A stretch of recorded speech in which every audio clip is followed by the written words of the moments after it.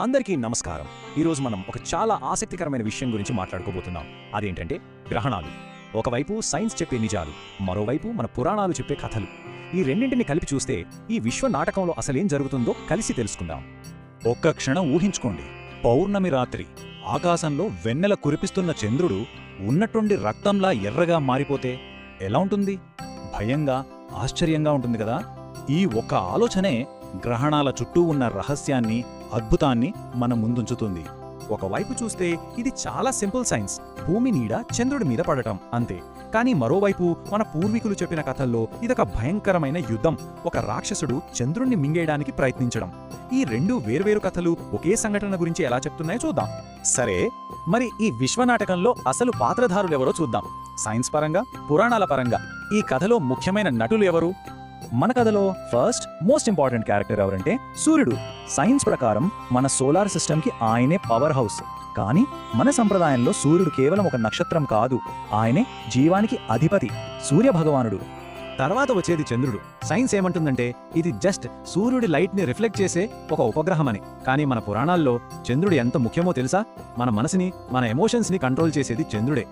మరి హీరోలు ఉన్నప్పుడు విలన్లు కూడా ఉండాలి కదా. ఇక్కడే వస్తారు రాహువు మరియు కేతు. పురాణాల ప్రకారం వీళ్లే ఆ నీడ రాక్షసులు. గ్రహణం టైంలో సూర్య చంద్రుల్ని పట్టుకుని మింగేసేది వీళ్లే అన్నమాట. సో ఇక్కడే మనకు అసలు తేడా తెలిసిపోతుంది. సైన్స్కి ఇది కేవలం ఒక లైన్లో రావడం, ఒక అలైన్మెంట్.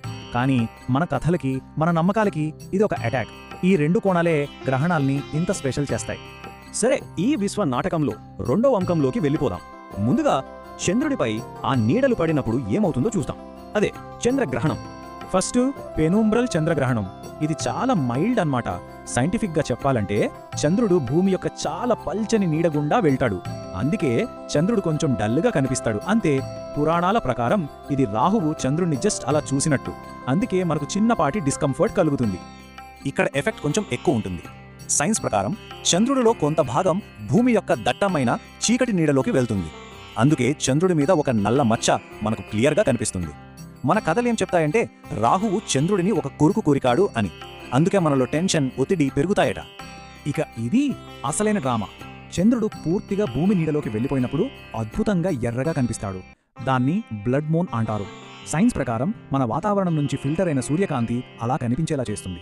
కానీ పురాణాల ప్రకారం ఇది రాహువు చంద్రుడిని కంప్లీట్గా మింగేసిన సమయం. ఇది చాలా పవర్ఫుల్ ఆధ్యాత్మిక సంఘటనగా భావిస్తారు.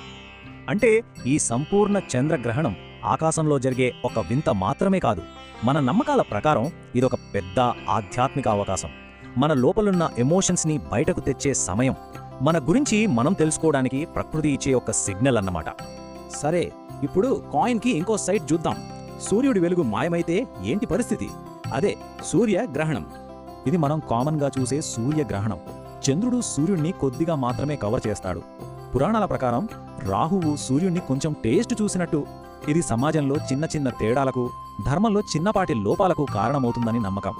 ఇది చాలా చాలా రేర్, ఒక అద్భుతమైన సంఘటన.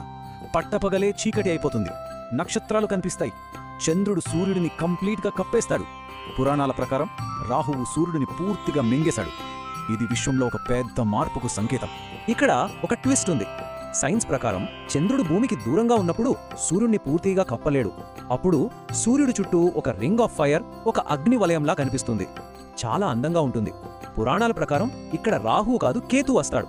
కేతు మోక్షానికి సంబంధించిన వాడు కాబట్టి ఇది పూర్తి చీకటి కాకుండా కొంత దైవశక్తిని బయటకు ప్రసరింపచేస్తుందని నమ్ముతారు. ఓకే, ఆకాశంలో ఇన్ని జరుగుతున్నాయి సరే, కానీ వీటికి మన జీవితాలకి సంబంధం ఏంటి?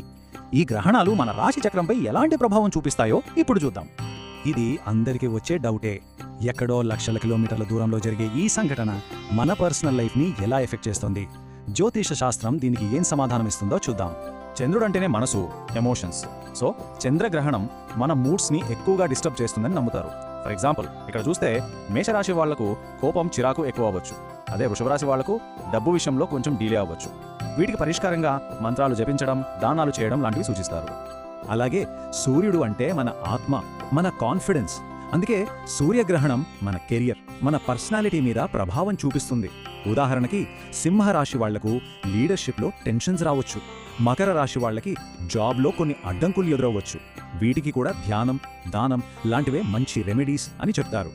సరే, మరి ఈ గ్రహణాల ప్రభావాల నుండి బయటపడటానికి, మనల్ని మనం కాపాడుకోవటానికి మన పెద్దలు ఏం చెప్పారో ఆ ఆచారాలు ఏంటో ఇప్పుడు తెలుసుకుందాం. గ్రహణం పట్టినప్పుడు వాతావరణంలో నెగటివ్ ఎనర్జీ ఎక్కువగా ఉంటుందని నమ్ముతారు. అందే ఆ నెగటివ్ ఎనర్జీ నుండి మనల్ని మనం ప్రొటెక్ట్ చేసుకోవచ్చు. ఇక గ్రహణం విడిచిన వెంటనే శుద్ధి చేసుకోవడం చాలా ఇంపార్టెంట్.